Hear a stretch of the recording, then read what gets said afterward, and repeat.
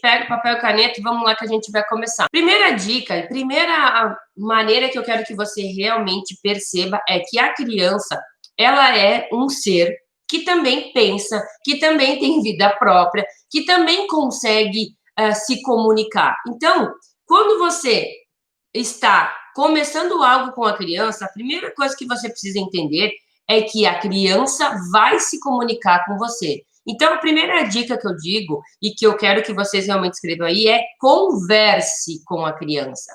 Mas, Vânia, converse com a criança? Sim. Você precisa conversar com a criança, você precisa conhecer a criança.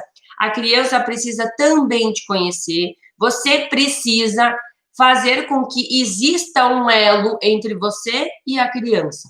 De que maneira você cria esse elo? Nem tudo vai ser assim, eu já adorei aquela criança, nossa, chegou uma criança agora para mim trabalhar, adorei, a gente já se comunicou, a gente vai ter crianças que, inclusive, vai despertar em você aquela sensação de, poxa, acho que esse aí não vai ser fácil de trabalhar. Poxa, esse aí tem tendência de ser complicadinho. E isso acontece, e se não aconteceu ainda com você, vai acontecer.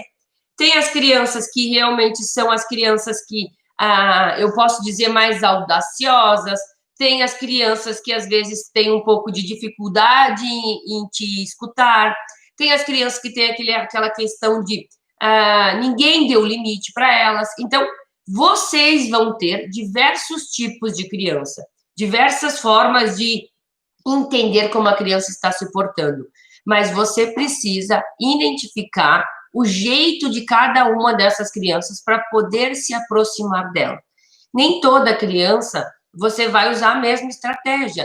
Nem toda criança vai simpatizar com você no primeiro dia. Vai ter crianças que já vai olhar para você e vai dizer: nossa, prof, que legal! Nossa, prof, eu já gostei de ti, e isso realmente faz a diferença na sua vida. Mas você precisa entender que vai existir essas outras formas de pessoas e de crianças estarem com você. Então, mais do que nunca, você precisa, sim, comunicação. Tudo na vida parte da comunicação. Ainda bem que a gente tem dois ouvidos e uma boca, porque isso já nos indica, já nos diz o quanto a gente precisa ouvir. A gente tem a tendência de já querer falar tudo, né?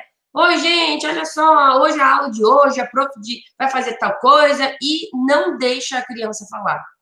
Eu sempre uso uma dica que eu realmente quero trazer para vocês, é a primeira atitude de uma aula, a primeira fala do professor, a primeira maneira como você inicia uma aula além de dizer olá, pessoal, ou bom dia, ou boa tarde, e aí, pessoal, como vocês estão? Essa pergunta, ela já vai te dar uma orientação de como está as crianças, de como você realmente tem que proceder naquela aula. Por mais que nós tenhamos planejamentos prontos, aulas prontas, nada é mais importante do que a criança no dia de hoje.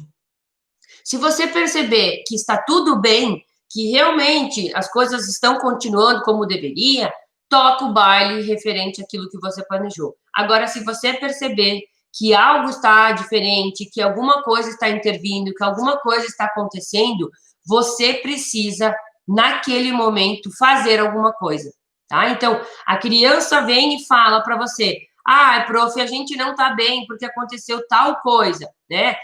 Prof, um colega se machucou. O que você precisa fazer? Você precisa dar uma fala referente àquilo, e se você puder contribuir com alguma coisa dentro da sua aula, você vai fazer, mas você precisa perguntar como a criança está, você precisa ir ao encontro dela, abrir as portas, né?